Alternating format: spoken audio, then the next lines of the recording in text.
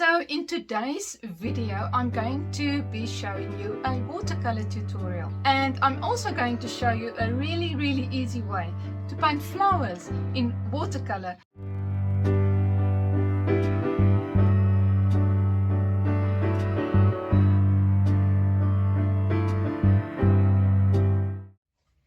Hi art friends, welcome back to my channel here in the Artifix 23 studio. My name is Pietro, and if you are new here, this channel is all about bringing you a variety of art related content and to encourage you to always follow your art. If that sounds like your kind of vibe, feel free to subscribe and remember to click on that like button before you go. If you are following me on social media, on Instagram and Facebook, you will definitely see that watercolor is my painting medium of choice. I really love the vibrancy and the translucency of watercolor, and also the way you can build up layers, and it's a soft medium, but also a very quick way to paint. Because of how you can do flow work with watercolor, to me it basically feels like a watercolor painting just paints itself, because you add some water to your paper and you introduce pigment and it will just flow, and before you know it your little object is filled with pigment. And also what I like about watercolor is the way that it gives you the opportunity to either work very loose in a more painterly style, but also you can create very detailed work with watercolor by building up layers and introduce darker layers as you go on with your painting. So for this video, I'm going to show you how I painted this Floral Wreath in watercolor. This painting took me about an hour to complete, mainly because I was recording myself as I was painting it. So I'm going to speed up some of the parts for you, so you don't have to sit through the whole hour. Let's jump into the video.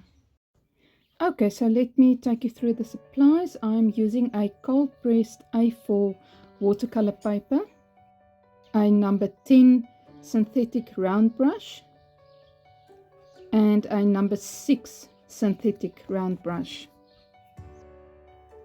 a porcelain paint palette, and 2 jars of clean water. And this is a very old St. Petersburg White Nights watercolor set.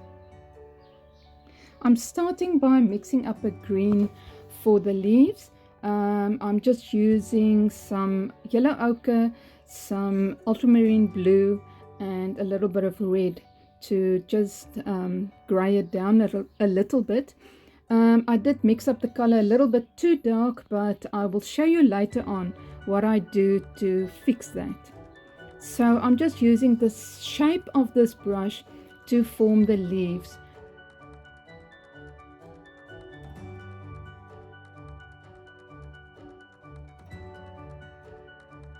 And I'm going to speed it up here a little bit.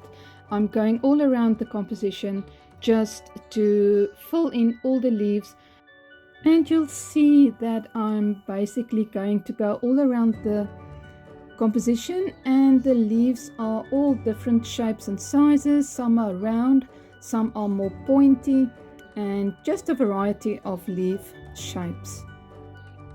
Okay, so next up I'm going to mix the colors for my larger flowers. I'm just using a magenta, a yellow ochre, and an orange. And then I'm mixing in a burnt umber into all 3 colors, just to mute it down a little bit to create a harmony into the design. And now I'm showing you that really easy technique to create these flowers.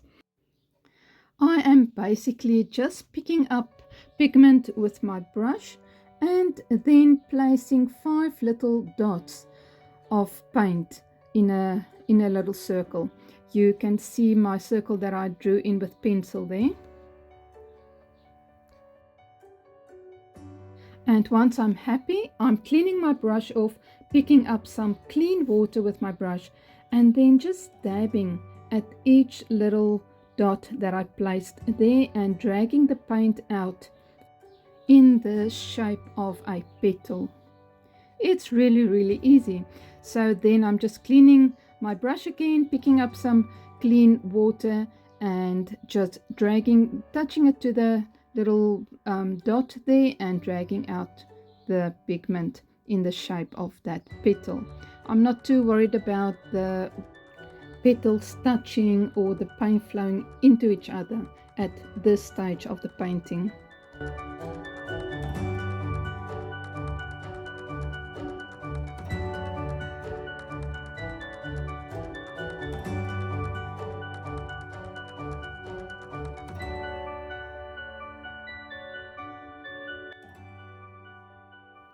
And now you can just carry on doing exactly the same thing for the rest of the larger flowers.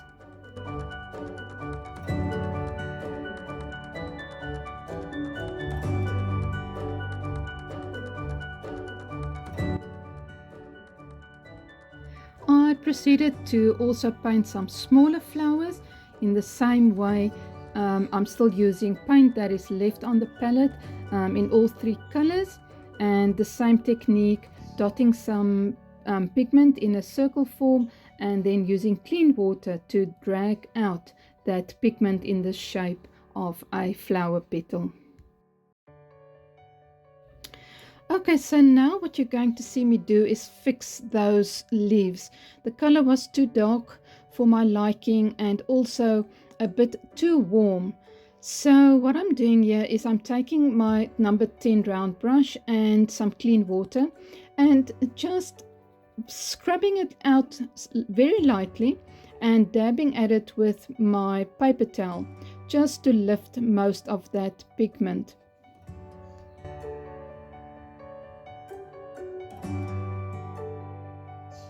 Lifting up that hard edge there just to get it a little bit more smoothed out and a little bit lighter. And then I'm going to leave it to dry a little bit and you will see what I do next. Okay, so what I'm doing here now is reinforcing the petals by doing the same thing with a stronger mix of paint and doing exactly the same thing with the pigment and dragging the petal out with some clean water. As you know, if you work in watercolor, watercolors dry a lot lighter than when you first apply it and it's still wet. So I'm reinforcing the petals, just making it a little bit darker, giving it a little bit more definition and shape to the flowers. And I'm doing this for all three of the larger flowers, still using paint that is left on the palette at this stage.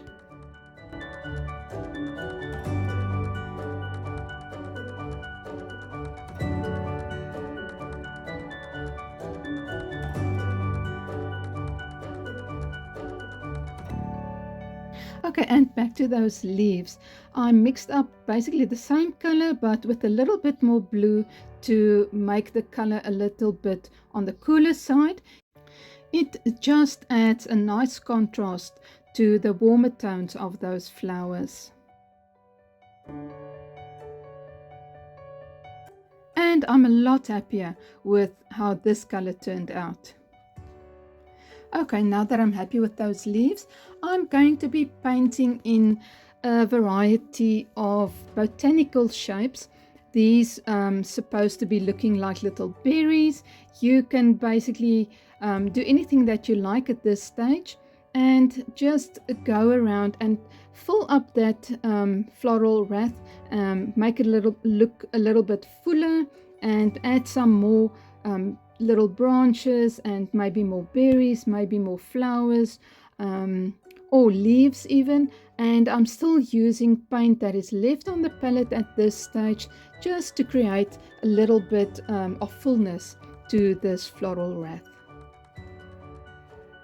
Okay, so now I picked up some pigment that is still left on the palette and I'm giving these flower petals a little bit more detail.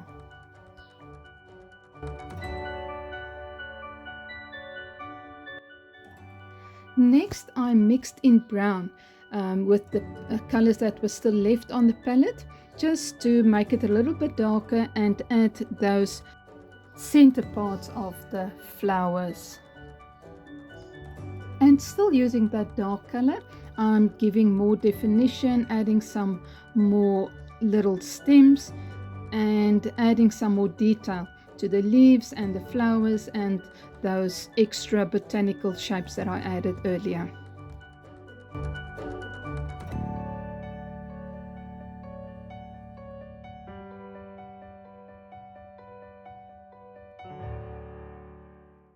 Okay, so the next step is a step that I really enjoy in my watercolor work, and that's adding some pen work. This is the 0.3 Unipin fine art liner, and you will see here that I'm basically just adding a little bit of detail and not thinking about this process, this part of the process too much, and I'm just going all around this composition and painting and adding little outlines to the to all the botanicals, to the flowers, and I'm not being precise about it. I'm just basically following my hand, not giving my brain an opportunity to dictate to me what I should be seeing or what I should be doing at this stage.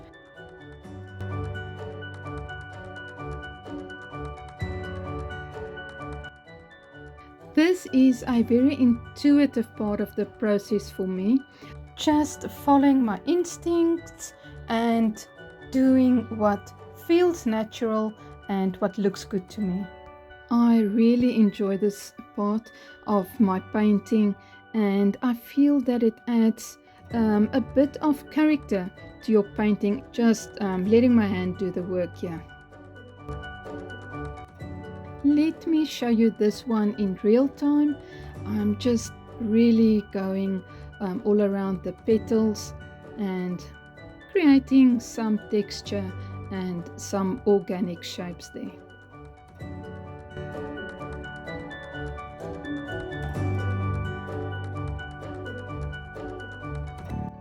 Now I'm satisfied with the pen work. Next I'm picking up paint that is still left on that palette and just creating some random splatters, just keeping in mind and being mindful of the composition, not overdoing it, and just creating some balance with your splatters. It gives a bit of movement to your painting as well. Adding my signature here. And very carefully peeling off the masking tape around the edges.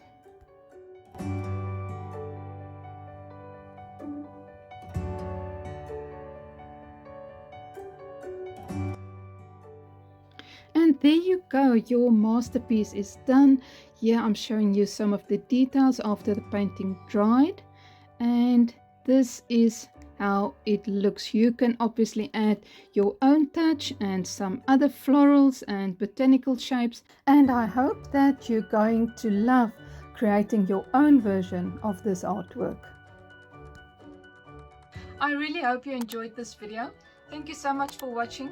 I will see you next time, and as always, remember to follow your art.